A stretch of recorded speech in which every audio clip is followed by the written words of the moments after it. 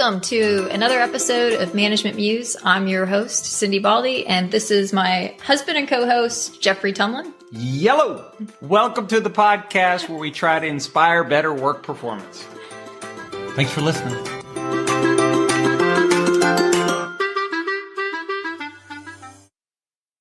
All right, gang. Welcome to another edition of the old Management Muse. Jeff Tumlin here with Cindy Baldy and our good buddy Joe Guzman. How you doing, Joe? I'm doing great. All right. Happy to be here. Good. Let me tell you a little bit about Joe. I've known this guy almost my whole life. We went to school together growing up. And then in a kind of, well, I would call it a coincidence, we ended up at West Point together. And so we were there for 4 years and then ran into each other and stayed in contact after the Army. And he is a true Renaissance man, in addition to being a dad and probably the best dancer that I've ever met in my life. Not anymore. Not anymore, but he's still pretty darn good. He also was one of the first people into the Army Space Command, which led him to found, when he got out of the Army after his 20-some years of service as a colonel, he founded a company called Space Cowboy. And he's wearing the shirt, and he brought us some Space Cowboy swag, Space Cowboy cards. Over here. There you go. See? And Space Cowboy socks. And so we're very lucky. We got ourselves a regular old Renaissance man, dancer, space cowboy, space debris cleaner. He's also a bodybuilder, was an Army officer, and a dad. I'm sure I probably missed a couple others, but he's into all kinds of cool stuff. And we wanted him to talk about risk because his life embodies risk-taking, some smart and some maybe not so smart. And so that's what we're going to talk about today. We're talking about taking risks. Developed an expertise in risk. I'm excited about it. Yep. I actually have been a student of risk for, I guess, probably 10 years-ish.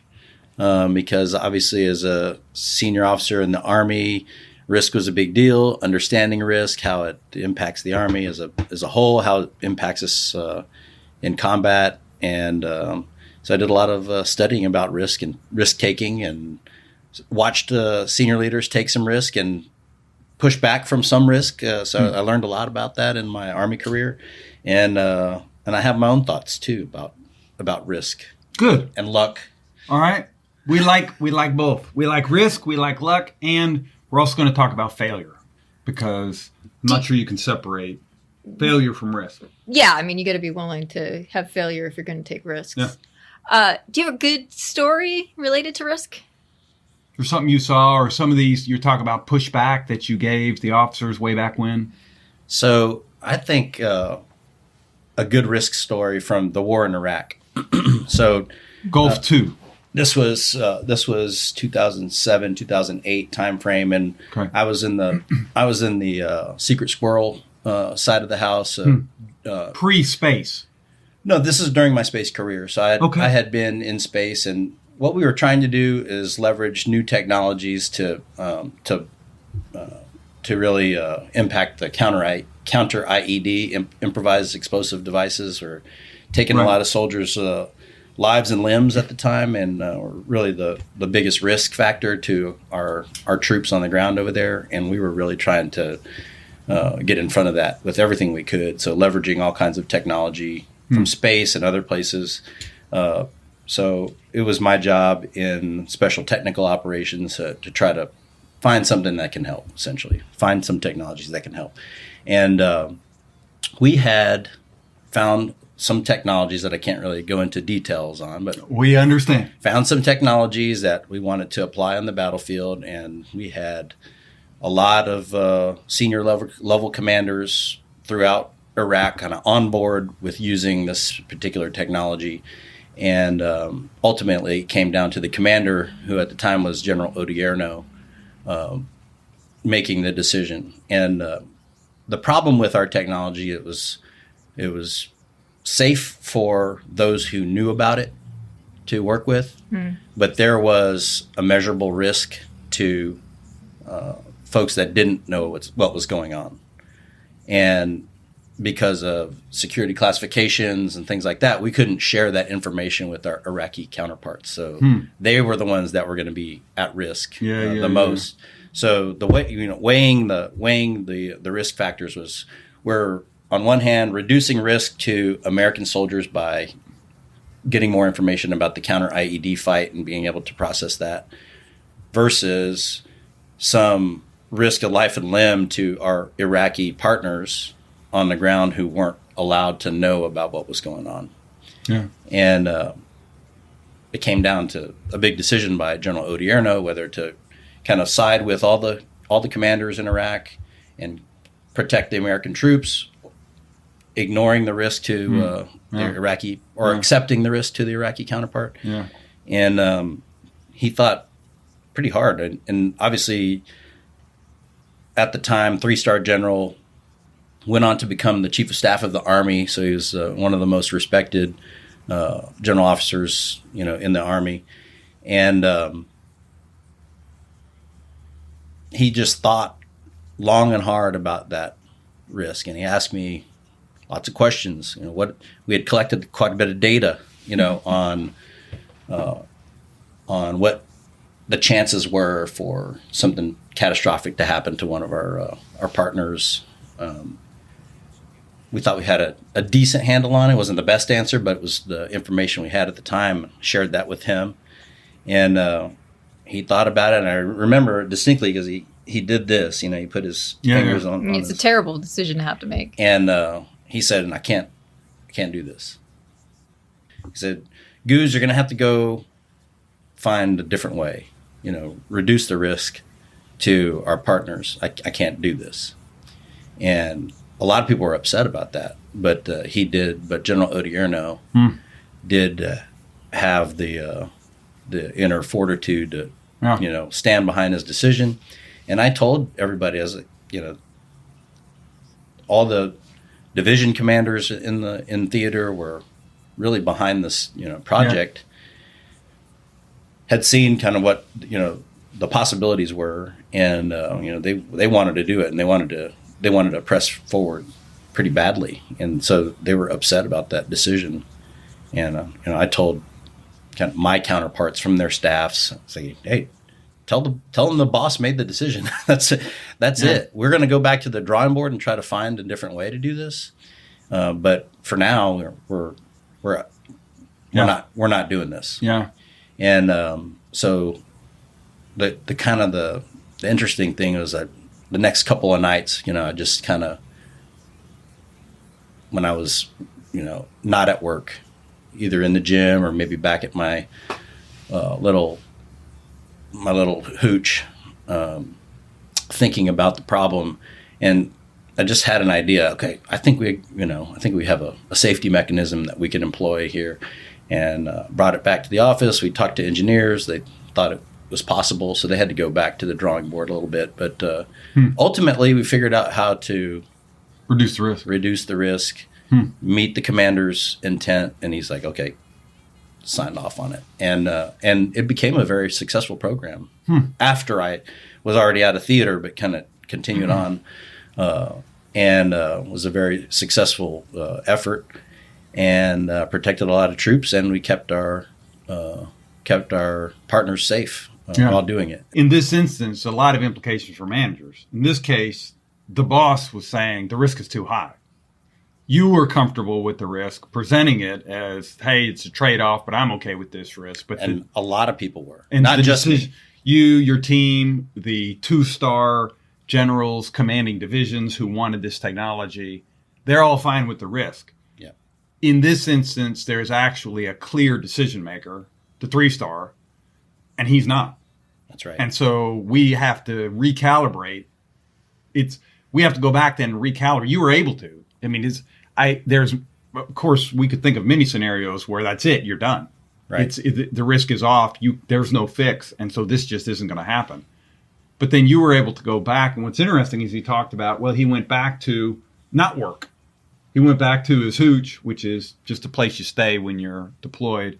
Went back to his sleeping bag, was at the gym, and he had this idea or this insight, which is this how insights come when you let go. When you let go a little bit, you've been working it, and you start to figure out the patterns, but like it doesn't really emerge until you let go. One of the reasons to be humble in a leadership role and to always consider that you don't know everything, that it's not the best. Like we become very attached to the things that we create, the ideas that we put out. And one reason to stay humble in that is because oftentimes getting other input and being sent back to rethink something, you actually wind up with a better idea, better product, whatever. And that just came to my mind when you asked for any interesting story. That's a good story. Yeah, it's actually a great story. There's a lot of lessons in there. Absolutely. Yeah, I mean, it's important because this idea of success, risk, success and failure is important because of the, long-standing meaning for millennia, too much success in risk often leads to hubris, which often brings nemesis after that. And so without some failure, without some feedback mechanism, it's possible to be successful a series of times and not know how much of that is luck. Yeah, I totally agree with that. Yeah. And so then all of a sudden you're like, well, I'm the greatest stock trader of all time. Oh, really? I mean, we've been in a bull market for 15 years. Are you sure? Right. Or, I'm a big Nassim Taleb fan. Yeah, sure. And he pokes fun at those people. He wrote The Black Swan, Anti-Fragile, Skin in the Game. Right. Yeah. I mean, basically the research on all that stock stuff is everybody reverts to the mean. And stock pickers, they may have a year where they beat the market, but they don't consistently beat the market. Mm-hmm. Yeah. Yeah. It's central to this topic that we're talking about, which is a meaningful life has a well-calibrated acceptance of risk.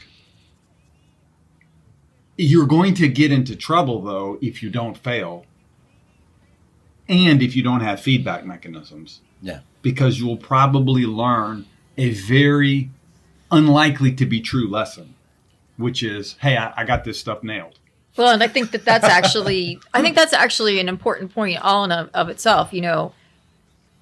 Just because you learn something doesn't mean you learned the right thing. That's right. Yeah, that is so right. And we have a lot of experiences where we think we learned, but we didn't learn the right thing. Yeah. I try to be a practitioner of Stoicism and read a lot of and listen to a lot of Stoic podcasts. Yeah, sure. Like Ryan Holiday. Ryan Holiday, of course, he's from Austin, but I love that as a philosophy because so many things we're talking about here is all packed in there. Yeah, ego is the enemy.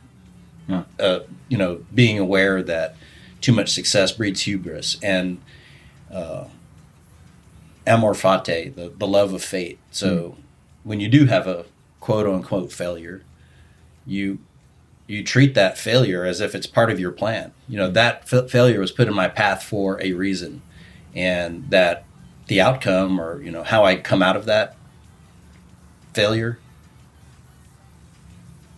I can make that a growth and a positive. And so if I come out of the failure feeling with a more positive outcome, well then shouldn't I almost be grateful and welcome that adversity into my life, because it actually every challenge that you have ever encountered in your life makes you into the person you are now. And so if you choose the right responses to those failures, you can actually become better and better and better and better and better. And I can honestly say that I truly feel right now that I'm the best version of Joe Guzman that's ever been around, and it's because of those failures. Well, I don't know, because I like a lot of those other Joe Guzmans. So. Maybe there was some fun involved there. Absolutely, a lot of fun with all those other Joe Guzmans. Made a lot of mistakes. Sure. Made a lot of mistakes and learned from them, and have chosen to welcome that Welcome failures. Bring it. Hello, musers. Now it's time for commercial break. We're going to talk about... It's time to ring the register. Ring the register. Somebody's got to pay for this, So we're going to talk about... We're going to self-promote ourselves. Well, we're going to talk about Cindy's company, Culture, and I would say probably your most popular product is the... Thus far. Yeah. She's got an assessment that she does, which captures communication, culture, trust, burnout, and satisfaction. Mm-hmm. And so it has an acronym. We call it COBRA, which stands for Comprehensive Organizational Benchmark. COBR, report and analysis. Yeah. It's a mouthful. Yeah. We liked it because it was a snake. We're guilty. And, that's right. And Jeff likes his acronyms. So if it wasn't taco, it was going to be COBRA. It was either taco or COBRA. So we made it COBRA. And it just helps you figure out what's going on in your organization in a different way. And we also provide, along with, being able to customize parts of it for issues that you're facing, try to make it reasonable for a 15-minute survey, which means some things inevitably come in and out. Yeah. We analyze the data, and then we meet with you, with your leadership team, and spend about 3 hours going over the results and having discussions about what's going on, which I think in some ways might be the most powerful part of it. I mean, it's a conversation with data, but also because we're there with the data, it opens up conversations that maybe the organization hasn't been having that should have been having. Yeah, it's rich. Yeah. Good data, good analysis, and great conversations. Mm-hmm. That's COBRA in a nutshell. Right. Look it up. Culture, CULSURE.com. Make sure you spell that right. It's not with a T, it's with an S. CULSURE.com.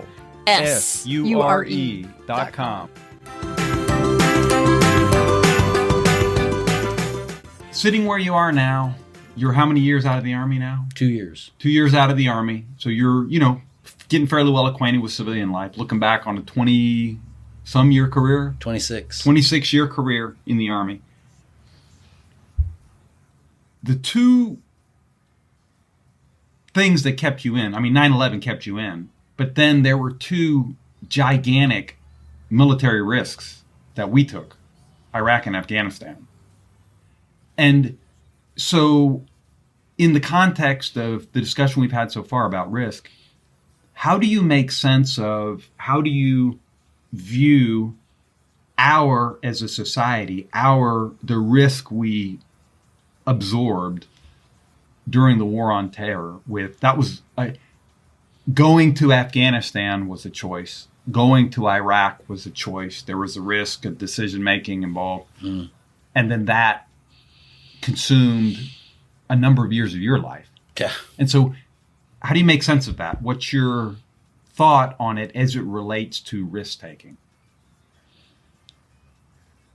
Well, number one, I don't think we understood everything, obviously. I think that's pretty much goes into any risk decision that's ever made. Yeah. The uncertainty. The unknown. Yeah, Rumsfeld took a lot of crap about that, but he was actually right. He was right. Yeah, totally right. So the known, and we have the unknown. No, I think about that all the time. I'm like, what are the unknown knowns? The known unknowns. Yeah. You had, I think, asked me, which role. Yeah, you're talking about everything you've done. Yeah. Dad, dancer, weightlifter, which we haven't even talked about weightlifting. Yeah. Army officer and kind of space executive. Army definitely the hardest risk wise, because number one, the resources don't belong to me. At least when I'm a dad, those are my kids. They quote unquote belong to me, at least legally. If it's weightlifting, I own my body, so any risks I take is really limited to me. But in the Army, there's risk to soldiers on the ground. There's risk to the taxpayers. There's risk to there's so much outside risk that you're trying to manage and do your best to manage. There's your decision makers like General Odierno. I'm trying to put well thought out decisions in front of him to make right. make a call on, but really managing risk that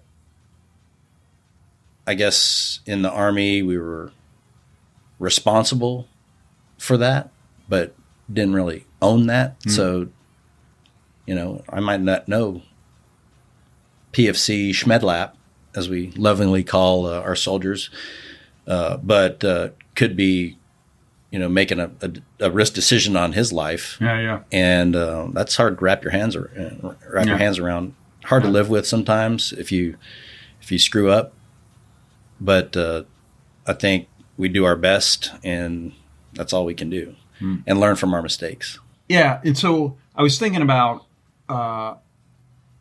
there's got to be, it's multi-factor in people's risk. There's the openness to experience, which that's what you were just kind of talking about. So it's kind of a trait measure. Then there's the situation itself and weighing what's happening in my life, what's happening with the decision. The context. Yeah. Then there's your strategy. So you may have a strategy that at the moment encourages, like, an example, we gotta do something about these IEDs. We gotta do something about these IEDs. So that's my that's what I'm focused on. Mm-hmm. And so that may alter your calibration about technologies for beating back the IEDs, to go back to your example.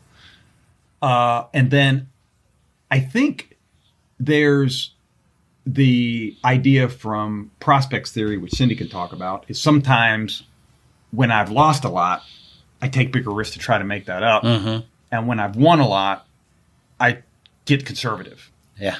I can get conservative. The behavioral economics. Yeah. Mm-hmm. Yeah. It's Kahneman again. Yeah. Kahneman. And that's with Tversky, I think. Yeah, it was. I think it was those two on that paper years ago. And then interrelated is probably age, where age and experience. You go even to, in its simplest, explore, exploit from young people like toddlers, putting everything in their mouth because they're trying to gain, what do I like, what do I not like, and then as we get older, we're like, hey, I got it, I know, I don't like that, I like that, boom, I'm hitting it, boom, boom, boom, boom, boom, and which actually is a reduction of risk. That's actually a risk reduction strategy. I'm just going to get a pizza. Why? Because, well, I know I like pizza. Well, but there's a Lebanese restaurant. You've never had a Lebanese. Yeah. For all you know, that's 10 times better than pizza, right? But it's going to entail risk. Can you think of anything else that may kind of go into the gumbo? For risk taking? Yeah. Well, I think also from his story, it's also your morals, like that good. general, was like, I think he felt the responsibility to take care of the people who he said he was going to be allied with. Mm-hmm. Yeah. And so it was, to me, that seems like there's probably a moral back there, or a principle guiding how he handled the risk. Absolutely. I read Ray Dalio's book, Principles. Yeah. And there's a lot of stuff in there that resonates with me. I still follow him, when he either tweets out or shares things about different principles, but each time it really hits home. Transparency, meritocracy is another good one. I'm really trying to incorporate those into my own company culture. Gives a little context that I think I understand for the listeners, and then turn over to Joe. He became a garbage man in space. Space garbage man. That's right. So proudly. So I don't blame you. That's actually a real need. You're 5 years or so in the Army, in the field artillery for those first 5. And then 9/11 happens. Okay, I'm going to stay in. The Army gives you options of stuff to do next for field artillery, but you don't like that. Those aren't as good as this possible space thing. So you do the space thing. And so that leads to 15 more years of being in Space Command in the Army. Doing all kinds of stuff. 8 in artillery and 18 in space. 8 in artillery, 18 in space. Took you all over, doing all kinds of stuff. And then at 26 years, you get out and you found a company, Space Cowboy, to do removal of space debris. Related to this topic that we're talking about risk, what's the risk that Space Cowboy is trying to mitigate? And then what's the risk to you of doing this job? Yeah. So did give this some thought. The risk to me of doing this job is that I could be doing something else.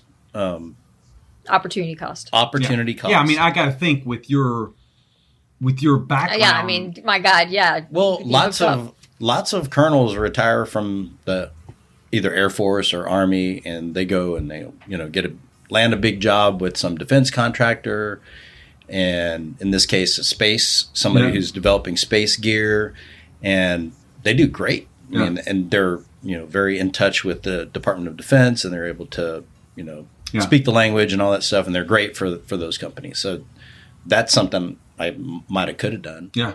One of the cool things about the space industry is, today there's all kinds of commercial services available in space that maybe 10 or 15 years ago were only available to like the military. Yeah. Kind of like a rollout of how GPS works. Yes. GPS is an Air Force weapons system that's been commercialized. Yeah. And, the Air Force, the Space Force still flies or manages the GPS constellation today. And the whole world is using it. I would be lost without it. It makes things so much easier. It does, especially driving. I navigated right to here. I don't go anywhere in Houston without my GPS on. Right, you never know where the traffic is. And nowadays, your technology can tell you the best route. Yeah. Not just how to get there, but the best route to get there, fastest. Yeah. Or with least amount of tolls, or there's all kinds of iterations. But in the case of wildfire, so weather reporting comes from space. So satellites monitor where all the weather is. So if there's going to be a huge windstorm, for instance, that is going to blow the fire in a certain direction, that information comes from space. There's imagery. You can look at space-based commercial imagery and see where the damage has been done, what areas are threatened.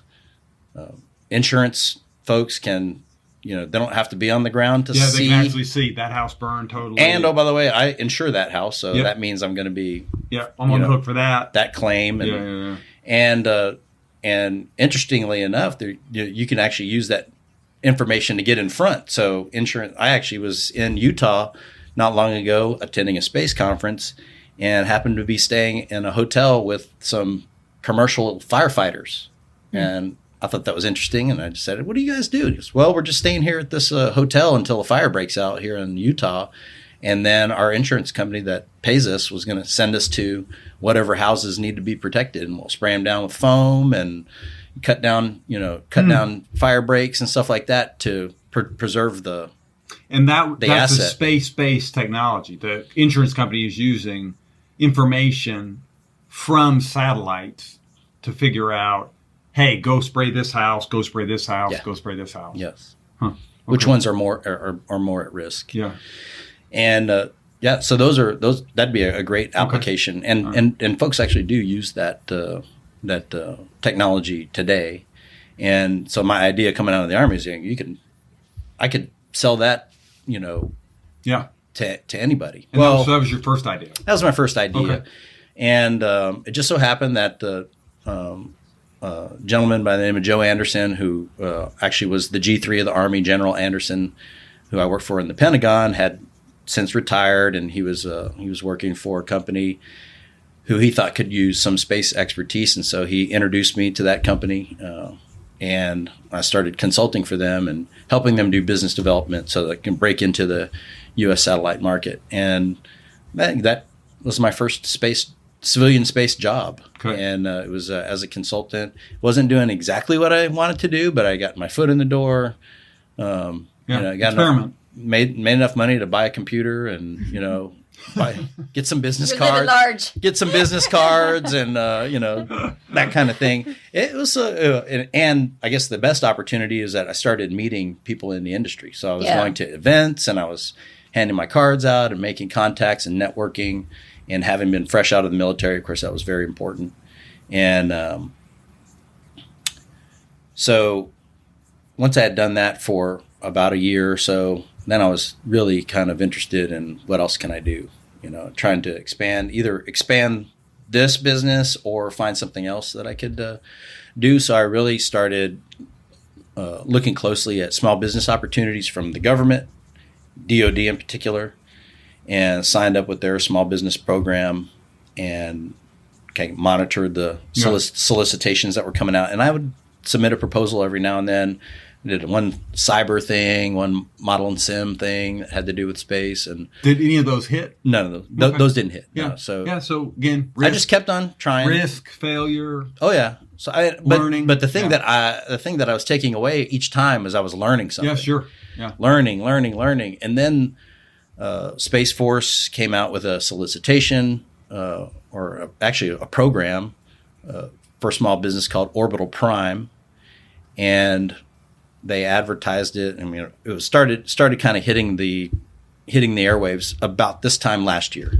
So December 2021, they started kind of saying, hey, we're doing this Orbital Prime thing. What we want to investigate is we want to get small business innovation going on in-space servicing, assembly, and manufacture, ISAM. This is what Orbital Prime is all about. So Orbital Prime is kind of the umbrella of in-space service and manufacture.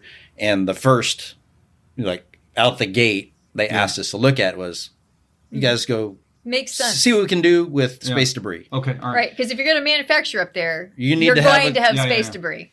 Yeah, it need to be clean. And it's already messy. So they asked the small business community to go take a look at space debris, submit your proposal on what you want to do. And so I focused in, I number one, went out and found a teammate to work with, Southwest Research Institute. And where are they? They're in San Antonio. Okay. And so I said, hey, I've got this idea going after this award, $250,000 award that Space Force is giving out. They jumped on board. They liked the idea. They thought we could, make some progress. And so we kind of jointly developed the concept of a small satellite, which is, or actually it's a micro satellite. So about the size of a dorm refrigerator or maybe a dishwasher. Wow, that's not very big. Pretty small. Yeah. Less than 200 kilograms. So it's not a huge thing. The reason we went small is because my teammates basically said, well, if we're going to be limited to X number millions of dollars to develop this concept, then we have to do that affordably. And if we keep it small, it'll be a lot more affordable. So that's kind of like number one thing. I was like, okay, we're small. Let's think really small. What can we do with a small satellite? Well, how about capture small debris? And so doing the research, and there's a gap in knowledge about how much small debris is, but there are statistical estimates that basically say there's 200,000, 500,000, a million pieces of small debris between the sizes of 1 centimeter and 10 centimeters that are out there floating around. We don't really have a good idea of where those things are, because the technology hasn't gotten us to where we can monitor everything. Mm-hmm. And I was like, that seems like a big market. Yeah.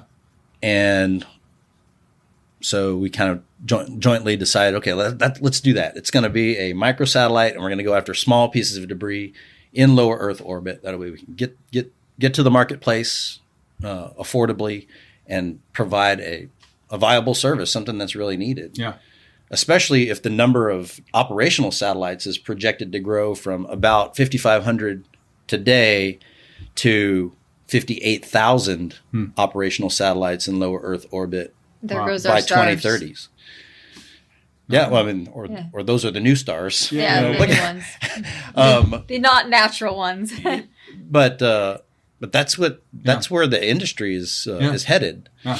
Space Cowboy mission is to design a roughly $10 million microsatellite to clean small debris. Well, we want to, of course, over time, we want to reduce the cost of the satellite.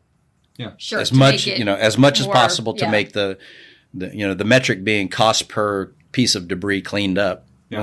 We want to minimize that number Drive it down. so that we can make it more affordable for customers, and so we can make it profitable for the company as well. And where are you in this process? We're in the very early R&D stages. So the grant or the award that we won from the Space Force paid for us to develop the intellectual property from a good idea in Joe Guzman's noggin to back of the napkin, and now we have engineering Designs. models and designs that we've submitted for a provisional patent. Hello, Musers. Now it's time for commercial break. Facilitation is what we call helping you have a conversation that's been tricky before. And so sometimes it's an idea that's eluded your grasp. Sometimes it's you've got people on opposite ends of the spectrum. Sometimes it's just that you feel like there's been something missing in your important organizational conversations. Very simple to explain. We come in, it takes a half a day to a full day in most cases, and we help you make progress on the issue that's been stymieing you before. You can look us up at ondemandleadership.com, ondemandleadership.com, facilitation services. Anything you want to say about that? Well, it's never boring. The conversations are always interesting. It's never boring. Yeah. But in a good way. Yeah, in a good way. Yeah. Usually they're interesting, but also, once people get comfortable talking about something that maybe they've been a little bit afraid to address, like you can almost see a weight coming off the group. Yeah. Yeah. It's two things for having an external facilitator. Number one, we actually know what the crap we're doing because we've been doing this for about 20 years.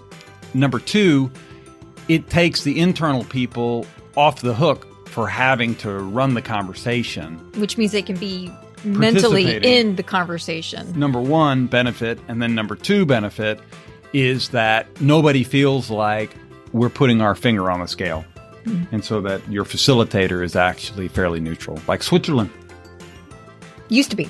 Like Switzerland used to be. What, are they not neutral anymore? I don't know. All right. So look it up if you're interested. ondemandleadership.com, facilitation services coming soon to a room near you.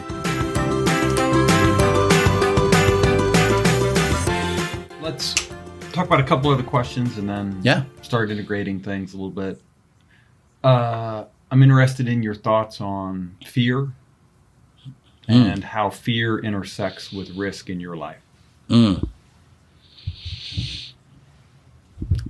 So I guess the first thing is that fear is an emotion, and the way that I approach emotions, that there's no good or bad, right? That every emotion has some kind of role to play in our life, utility, including fear, right? So fear is meant to keep us alive, from getting eaten by Saber-tooth predators or whatever, and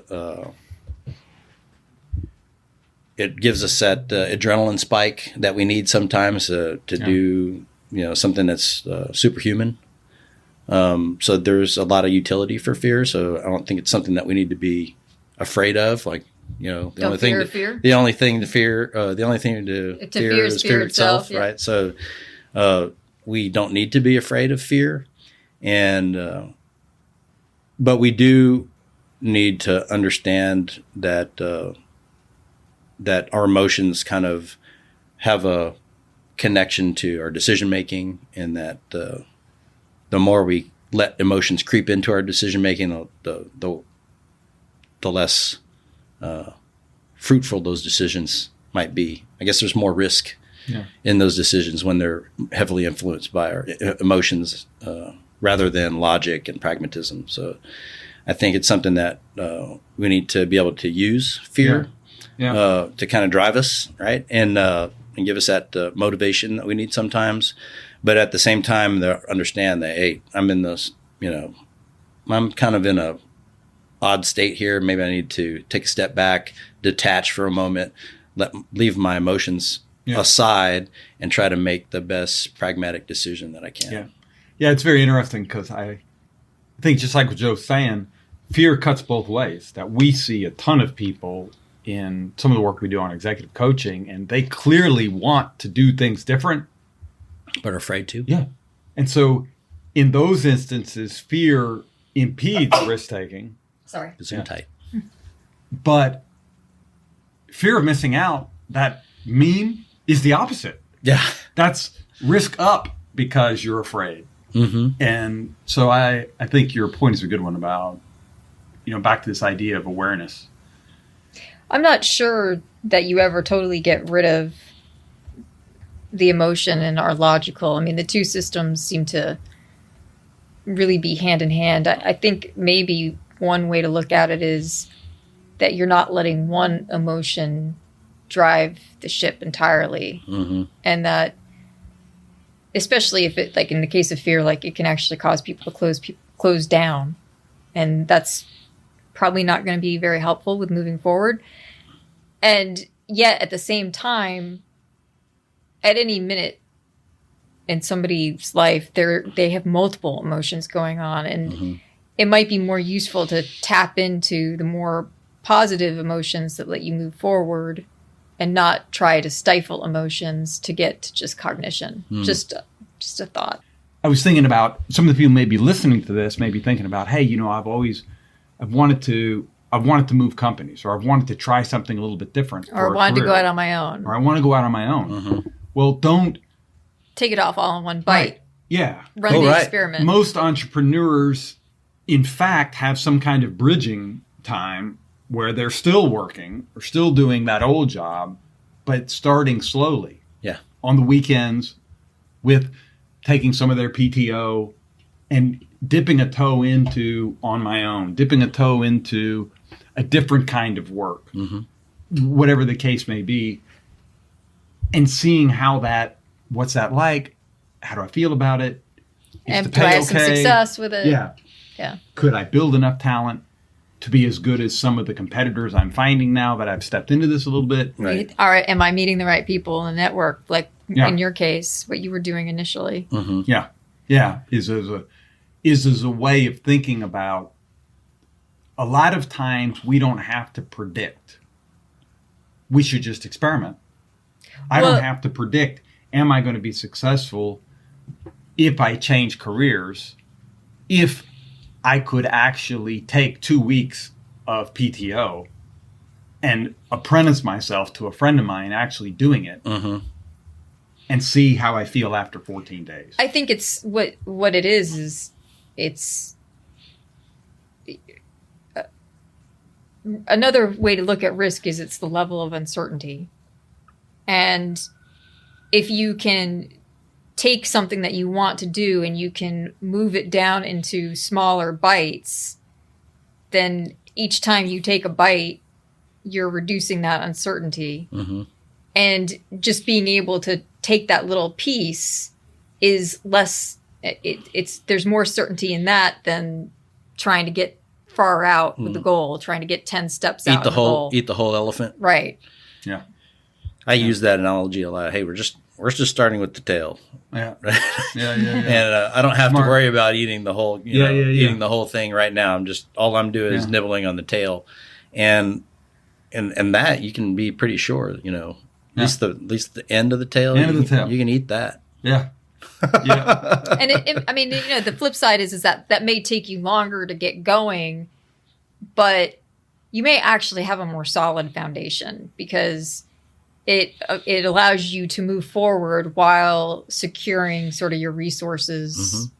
A few big things that I think came out of the discussion, and so this will be my last words. Then I'll give them to you, Cindy, and then Joe will give you the last words and ask you to make sure to comment on anything else you want to leave our listeners with as they think about this topic we've covered, risk. So thank you for being here.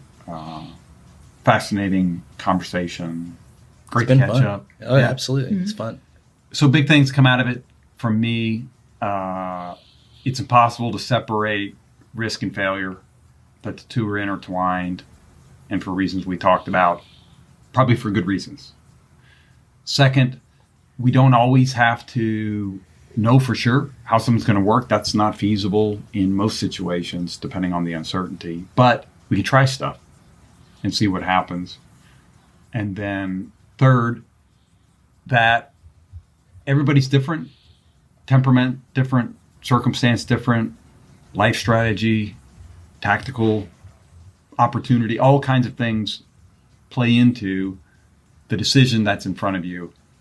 But I think a lot of the reasons that I appreciated the conversation is that you've been very honest and very humble about your successes and your shortcomings and your failures in the whole scheme. And I think I leave that as my final words to our listeners, that with risk comes the gray hairs of the weighty nature of the decision and the downside of not always getting it right, not always have things go your way. But a well-lived life has a good tolerance and acceptance of risk, which the more we try to protect ourselves from, to borrow Taleb again, the more we try to protect ourselves, the less we actually function at our best. Thank you, Joe, Absolutely. for being here. Yeah, thanks Cindy? for having me. Pleasure. I think some of those I would echo, but I'm going to add on to that list and say that, during the conversation, it just occurred to me in multiple ways that there are so many things that we do that are actually far riskier than the things that we label as risk. Yeah. And that, maybe we need to be a little bit more careful with the things that we take for granted because we see everybody doing, because like what? Driving on freaking I-69, just even getting here was a risk. Of course, I just wrote that off. I drive all the time. Drive all the time. But I have no control over what 18-wheeler is doing behind me or in front of me or something that's in the road. And a lot of times, we're just lucky that something bad didn't happen on the way. And when something does happen, you have to be able to, get over that, learn from it, make it and turn it into a positive. Yeah. And I think that the lesson in there is that if you maybe start seeing things as more risky than you had previously written off, that maybe you figure out how you're learning to deal with risk better. Because, again, risk is uncertainty, and human beings aren't very good with uncertainty, but yet we're doing stuff all the time, whether it's driving, whether it's getting married, whether it's, going out on your own for a business.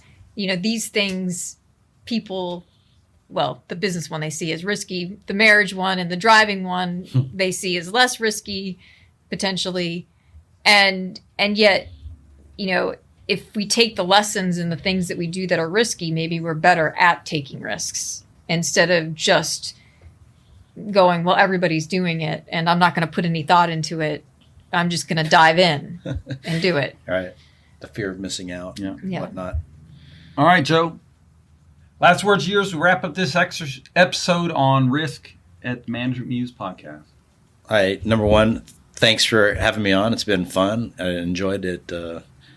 Talking about risk and space, two of my favorite things, and getting together with you again, Jeff, and meeting you, Cindy, has been fun, and I'm very grateful for it. And I would like to, I guess my whole thing is